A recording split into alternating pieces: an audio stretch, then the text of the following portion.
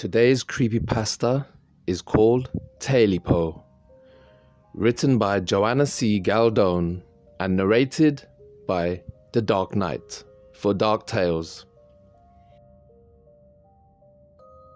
There once was an old man who lived alone in the middle of the forest. He must have been about 60 years old, but nobody knew his real name. Most folks just called him Old Jake. He had 3 loyal hunting dogs that kept him company on the long, lonely nights. He lived in an old cabin he had built himself way back in the deep, dark woods. It wasn't very big, but it was just enough for him and his dogs. The cabin only had one room in it, and that was his bedroom, his living room and his dining room, and his kitchen too. At the end of the room, there was a nice big open fireplace where he could cook his supper and warm his bones on the cold winter nights.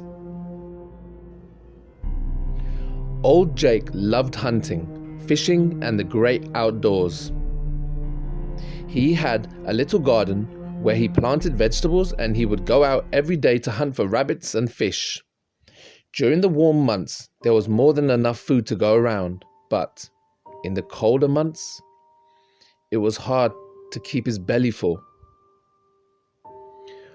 One cold winter night, the old man's stomach was grumbling, but there was nothing to eat in the cupboards, apart from a few moldy potatoes.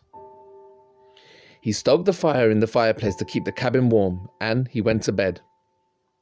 He was just about to fall asleep when he heard something in the room.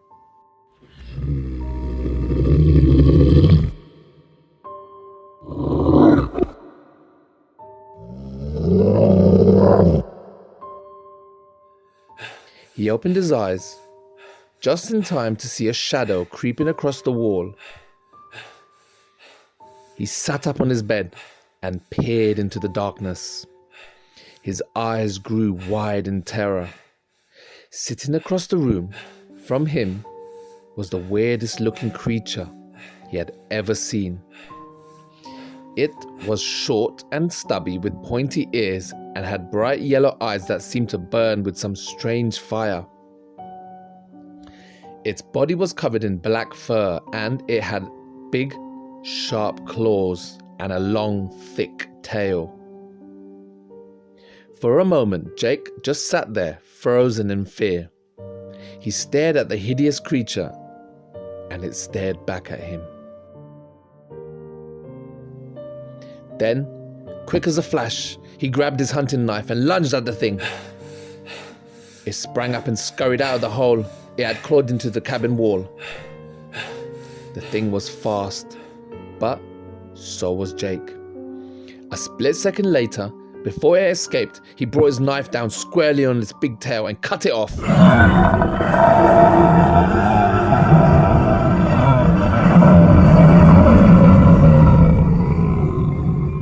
The creature let out a horrible screech and disappeared into the night. Old Jake was left standing there with a long, thick tail in one hand and a bloody knife in the other. Jake was about to throw the tail outside when his stomach started grumbling again. He was famished with hunger, so he took the tail, cleaned it, cooked it, and ate it for his supper. It tasted a bit strange, but there was a lot of it, and it was very chewy.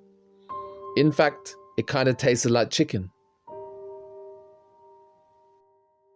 With his stomach full, Old Jake plugged up the hole in the cabin wall with some old rags and newspapers. Then he got back into bed and drifted off to sleep.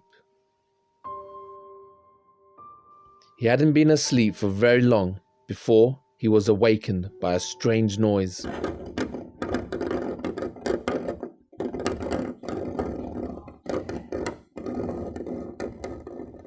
It sounded like something trying to scratch its way into the cabin. The old man thought that if he stayed really quiet, the thing might just go away. He could hear it scratch, scratch, scratch, but then a strange voice outside hissed. Tailypo, Tailypo, I want my Tailypo. He thought he must be imagining things, but then he heard it again. Tailypo, Tailypo, I want my Tailypo. Old Jake jumped out of bed and ran to the front door and threw it open.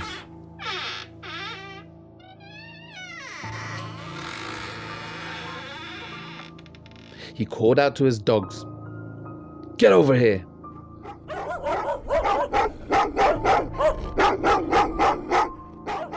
The dogs came tearing up the cabin and ran around barking and sniffing and snarling.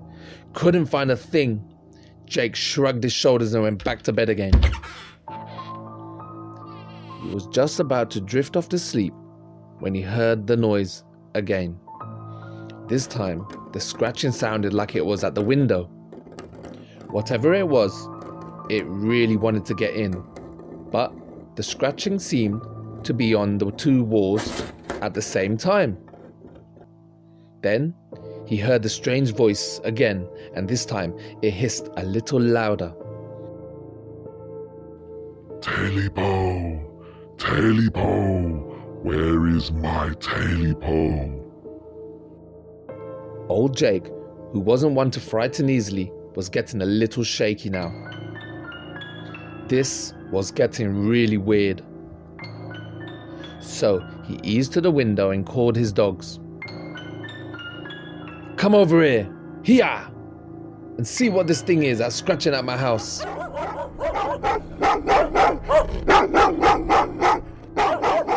The three dogs bounded up to the porch and they sniffed around and barked and sniffed, but they never found anything at all. Jake decided to stay up for the rest of the night to protect himself, his dogs, and his cabin. So he pulled a chair next to the fireplace, grabbed a blanket from his bed, and settled in for the rest of the night, which was windy and chilly. Soon, sleep overtook him, and once again, he dozed off to sleep.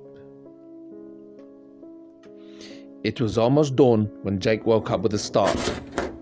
The sound of the scratching seemed to reverberate from every area of the cabin. Jake searched frantically for his axe, his rifle, or something to defend himself, but he was so frightened he couldn't find anything. The scratching grew louder and louder and louder. Tailypo, Tailypo, give me back my Tailypo. Jake yelled back, "Leave me alone! I ain't got your Tailypo!" Then he called his dogs, but this time the dogs didn't come. He waited and waited, but still not one dog came running. Jake had never been so frightened in all his life. He ran to his bed and jumped in. The scratching and the voice grew louder and louder and louder. Tailypo, Tailypo, give me back my Tailypo. Jake yelled back as loud as he could, "I ain't got no Tailypo, so why don't you just leave me alone and go on about your business? I ain't never hurt nobody or nothing, just leave me alone." The scratching seemed to be inside the cabin now, and the voice was so loud it was deafening. Tailypo, Tailypo, you took my Tailypo. Now I'm back to get it.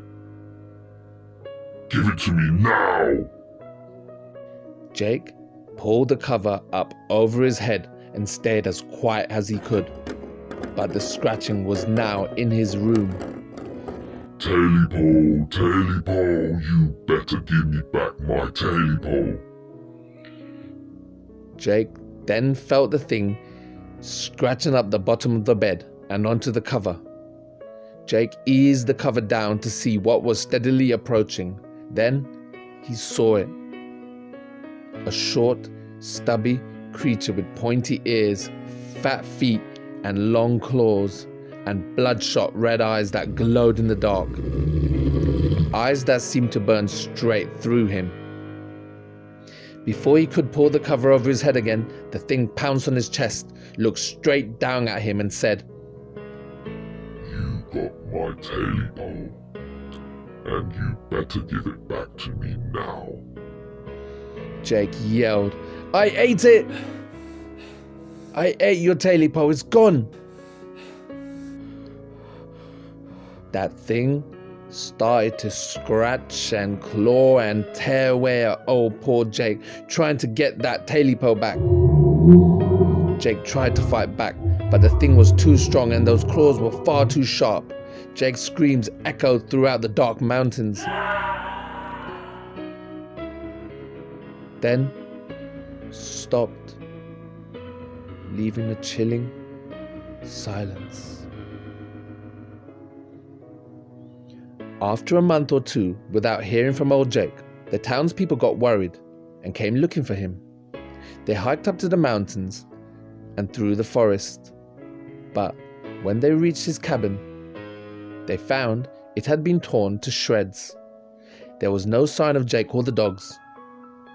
They searched the woods and called out to them, but there was no answer. Old Jake and his dogs were never seen again. The townspeople say that if you are all alone out in the night, in the woods, and you listen carefully, you can hear a strange voice calling on the wind. "Tailypo, Tailypo, now I've got my Tailypo."